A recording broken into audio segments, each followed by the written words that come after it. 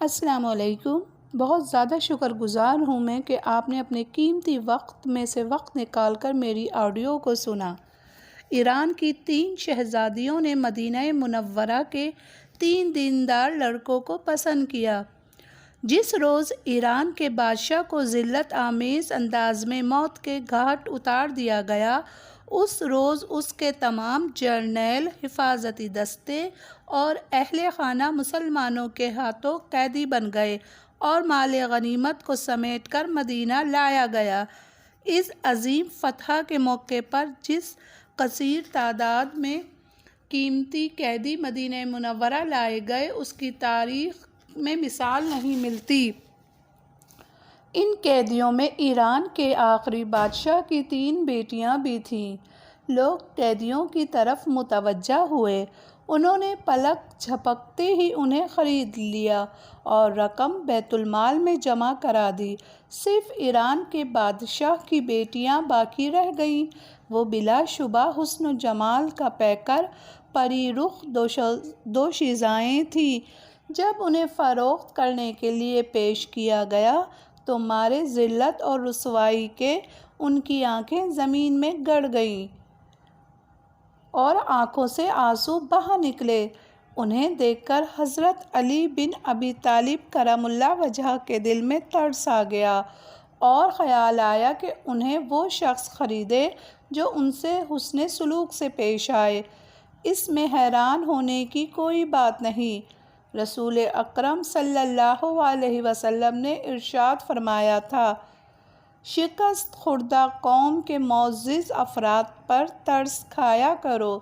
حضرت علی رضی اللہ تعالیٰ عنہ نے حضرت عمر بن خطاب رضی اللہ تعالیٰ عنہ سے کہا، اے امیر المومنین، بادشاہوں کی بیٹی کے ساتھ امتیازی سلوک ہونا چاہیے۔ حضرت عمر رضی اللہ تعالیٰ عنہ نے فرمایا، آپ سچ کہتے ہیں، لیکن اس کی صورت کیا ہو؟ حضرت علی رضی اللہ تعالیٰ عنہ نے فرمایا، ایک تو ان کی قیمت زیادہ لگائیں اور دوسرے ان کو اختیار دے دیں، جس پر یہ راضی ہو جائیں ان کے ہاتھ میں ان کا ہاتھ دے دیا جائے، ان پر قطعاً کوئی جبر نہ ہو۔ حضرت عمر رضی اللہ تعالیٰ عنہ کو یہ سن کر بہت خوشی ہوئی اور حضرت رضی اللہ تعالیٰ عنہ کی اس تجویز کو نافذ کر دیا۔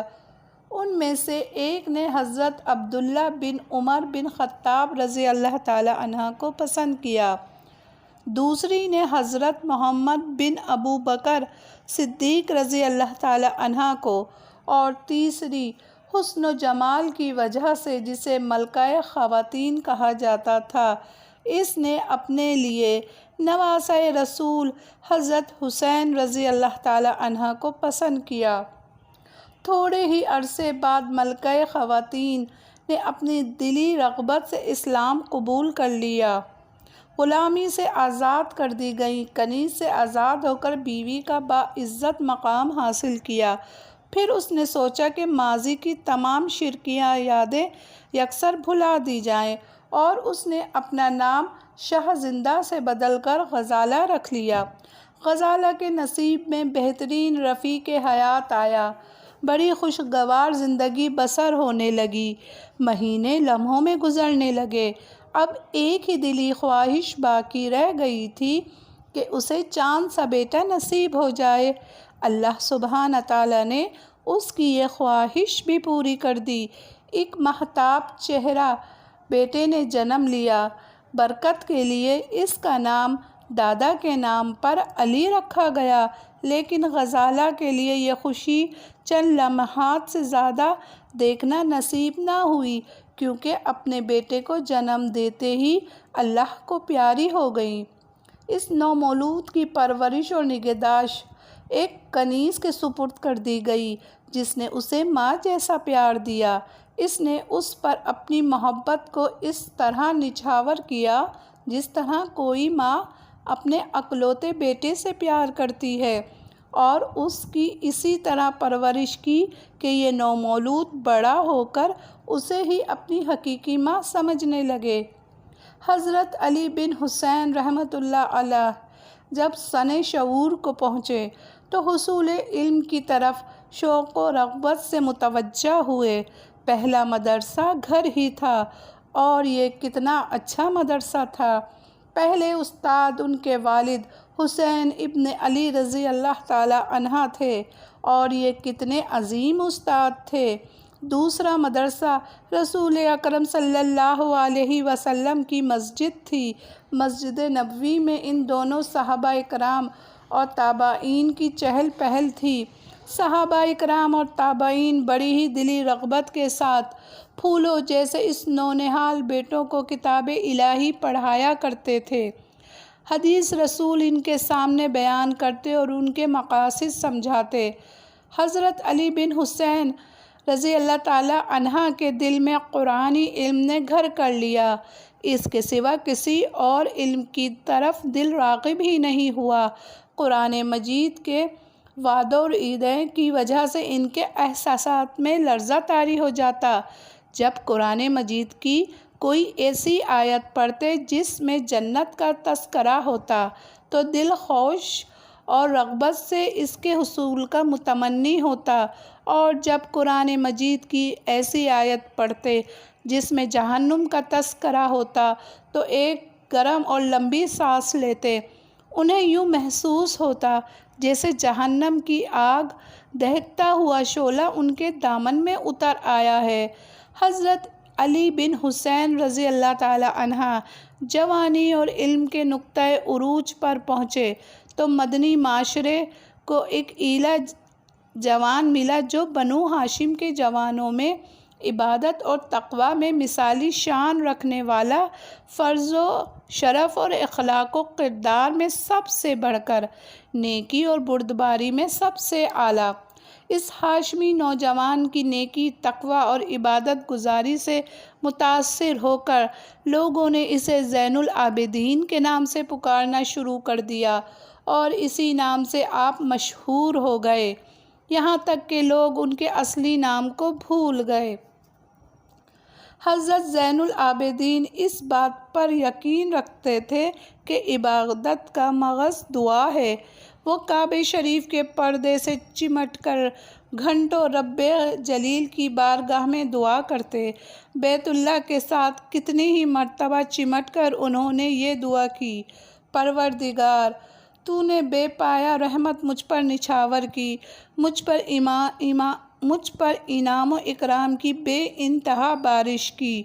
میں بلا خوف و خطر تیری بارگاہ میں التجا کرتا ہوں، محبت اور الفت کی بنا پر تجھ سے سوالی ہوں، تیری بارگاہ سے مزید رحمت کا طلبگار ہوں، تیرے حقوق کی ادائیگی کے لیے ہمت اور طاقت کی التجا ہے۔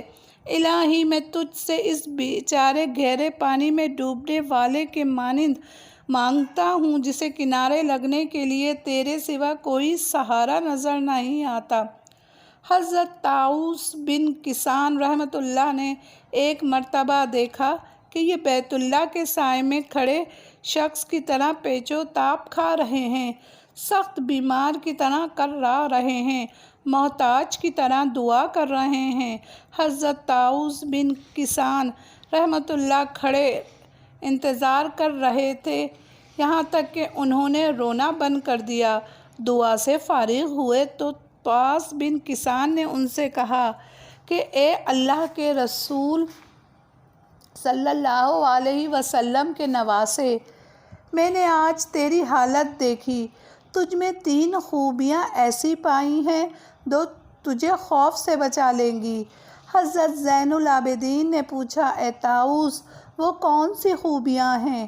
آپ نے فرمایا، ایک تو آپ رسول اللہ صلی اللہ علیہ وسلم کے نواسے ہیں، دوسرے تجھے اپنے نانا کی شفاعت حاصل ہوگی، اور تیسرے اللہ تعالیٰ کی رحمت تیرے شامل حال ہوگی۔ انہوں نے فرمایا، اے طاؤس، قرآن مجید کی درج ذیل آیات سننے کے بعد میں سمجھتا ہوں کہ میرا رسول کے ساتھ اتباع مجھے فائدہ نہ دے گا۔ اللہ تعالیٰ کا ارشاد ہے، تو جب سور پھونکا جائے گا تو اس دن ان کے درمیان کوئی حسب نسب کام نہ آئے گا، اور نہ ایک دوسرے کو پوچھیں گے جہاں تک میرے نانا کی شفاعت کا تعلق ہے، اللہ تعالیٰ کا یہ ارشاد میرے پیش نظر ہے، کسی کی سفارش قبول نہیں کرتے بجز اس کے جس کے حق کی میں سفارش سننے پر اللہ راضی ہو۔ اور جہاں تک اللہ تعالیٰ کی رحمت کا تعلق ہے، اس سلسلے میں ارشاد باری ہے، بے شک اللہ کی رحمت نیک کردار لوگوں سے قریب ہے۔ مدینہ منورہ کا ایک باشندہ بیان کرتا ہے کہ ایک مرتبہ زین العابدین مسجد سے باہر نکلے اور میں بھی ان کے پیچھے ہو لیا۔ میں بغیر کسی وجہ کے انہیں گالیاں دینے لگا۔ لوگ یہ سن کر مجھ پر ابل پڑے، مجھے اپنی جان کے لالے پڑ گئے، قریب تھا کہ وہ میرا کچومر نکال دیتے۔ زین العابدین نے لوگوں کی طرف دیکھا اور فرمایا، رک جاؤ، تو یہ سب رک گئے۔ جب آپ نے مجھے کانپتے ہوئے دیکھا تو بڑی خندہ پیشانی سے میری طرف متوجہ ہوئے، مجھے دلاسا دینے لگے تاکہ میرا خوف جاتا رہے۔ پھر آپ نے فرمایا، آپ نے مجھے اپنی معلومات کے مطابق گالی دی، لیکن وہ عیب جن پر پردہ پڑا ہوا ہے آپ نہیں جانتے، وہ تو کہیں زیادہ ہے۔ پھر مجھ سے پوچھا، کیا تمہاری کوئی ایسی ضرورت ہے جسے پورا کر کے ہم تمہاری مدد کر سکیں؟ میں شرمندہ ہوا اور کچھ کہہ نہ سکا۔ جب انہوں نے میری شرمساری دیکھی تو اپنی قیمتی چادر اتار کر مجھ پر ڈال دی اور 1000 درہم مجھے عنایت کیے۔ ایک غلام کہتے ہیں کہ میں زین العابدین علی بن حسین کا غلام تھا۔ انہوں نے مجھے کسی کام کے لیے بھیجا، میں نے تاخیر کر دی۔ جب میں ان کے پاس واپس آیا تو بڑے غصے سے کوڑا پکڑا اور میری پٹائی شروع کر دی۔ میں رونے لگا، مجھے غصہ بھی بہت آیا۔ آپ نے اس سے پہلے کبھی کسی کو کوڑا نہیں مارا تھا۔ میں نے کہا، اے علی بن حسین، اللہ سے ڈریں، ایک تو آپ مجھ سے خدمت لیتے ہیں، میں آپ کے حکم کے مطابق ہر کام پوری محنت سے کرتا ہوں، اوپر سے آپ میری پٹائی کرتے ہیں، یہ کہاں کا انصاف ہے؟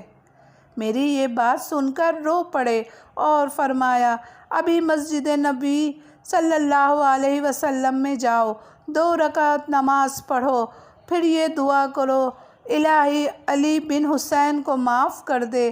اگر آج آپ یہ کریں گے تو میری غلامی سے آپ آزاد ہوں گے۔ میں مسجد گیا، نماز پڑھی اور دعا کی۔ جب میں گھر واپس لوٹا تو آزاد تھا۔ اللہ سبحانہ تعالیٰ نے حضرت زین العابدین میں بڑی وافر مقدار میں مال و دولت اور رزق کے خزانے کھول رکھے تھے۔ تجارت میں انہیں بہت نفع ہوتا تھا، زراعت میں بھی بڑی فراوانی میسر تھی۔ یہ دونوں کام آپ کے نوکر چاکر انجام دیا کرتے تھے۔ مدینہ منورہ میں بہت سے گھر خوشحالی سے زندگی بسر کر رہے تھے، جنہیں یہ بھی پتہ نہیں تھا کہ ان کے پاس وافر مقدار میں رزق کہاں سے آتا ہے۔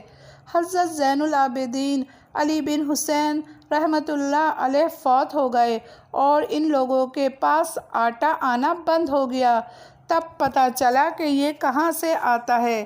حضرت زین العابدین کو غسل دینے کے لیے جب تختے پر رکھا گیا تو غسل دینے والے نے پیٹھ پر سیاہ نشان دیکھا تو کہنے لگے، یہ کیا ہے؟ انہیں بتایا کہ یہ آٹے کی بوریاں اٹھانے کی وجہ سے نشان پڑا جو وہ مدینے کے تقریباً 100 گھروں میں پہنچایا کرتے تھے۔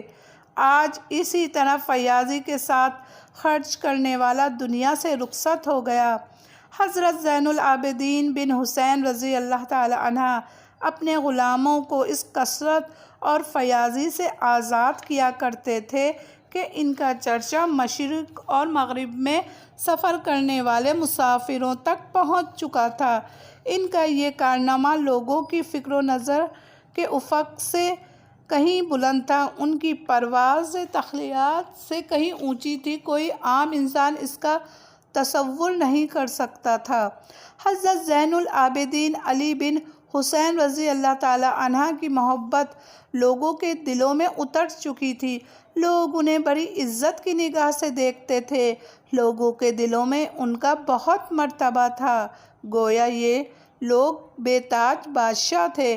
ان کے دور میں یہ مقام کسی اور کو حاصل نہ ہوا۔ ایک مرتبہ کا ذکر ہے، ہشام بن عبد المالک حج کے لیے مکہ معظمہ آیا۔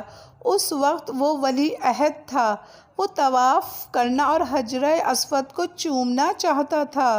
حفاظتی دستوں نے لوگوں کو ہٹو بچو کرتے ہوئے اس کے لیے راستہ بنانا شروع کیا، لیکن لوگوں میں سے ایک شخص نے ان کی طرف دیکھا ہی نہیں اور نہ ہی ان کے لیے راستہ بنایا، بلکہ وہ یہ کہہ رہا تھا، یہ گھر اللہ کا ہے، تمام لوگ اس کے بندے ہیں۔ اسی دوران دور سے لا الہ الا اللہ اور اللہ اکبر کی آوازیں سنائی دینے لگیں۔ لوگ ٹکٹکی لگا کر اس طرف دیکھنے لگے۔ وہ کیا دیکھتے ہیں کہ لوگوں کے جھرمٹ میں ایک خوبصورت چھریرے بدن اور روشن چہرے والا شخص احرام باندھے بڑے ہی وقار سے بیت اللہ کی جانب چلا آ رہا ہے۔ اس کی پیشانی پر سجدوں کا نشان نمایاں ہے۔ لوگ عقیدتوں کا اظہار کرتے ہوئے اس کے لیے راستہ بنا رہے ہیں اور اسے محبت اور عقیدت کی نگاہ سے دیکھ رہے ہیں۔ وہ شخص حجر اسود تک پہنچا اور اسے بڑے ہی وقار انداز میں چوما۔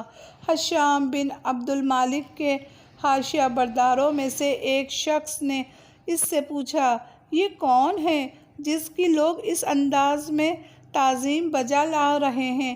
ہشام نے کہا، میں اسے نہیں جانتا۔ دنیائے عرب کا مشہور شاعر فرزوق وہاں موجود تھا۔ اس نے کہا، اگر ہشام کو اس کو نہیں جانتا تو کیا ہوا، میں اسے جانتا ہوں اور تمام دنیا اسے جانتی ہے۔ یہ حضرت حسین رضی اللہ تعالی عنہ کا فرزند علی ہے، جسے لوگ زین العابدین کے نام سے جانتے ہیں۔ پھر برجستہ اس کی شان میں اشعار کہے جن کا ترجمہ درج ذیل ہے۔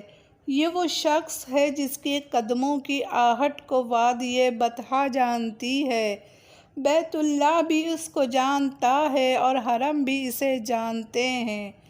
یہ اللہ کے بندوں میں سب سے بہتر انسان کا نواسہ ہے۔ یہ متقی پرہیزگار پاک صاف اور ممتاز انسان ہے۔ یہ فاطمۃ الزہرا کا پوتا، اگر تو نہیں جانتا تو سن لے، اس کے نانا خاتم الانبیاء صلی اللہ علیہ وسلم ہیں۔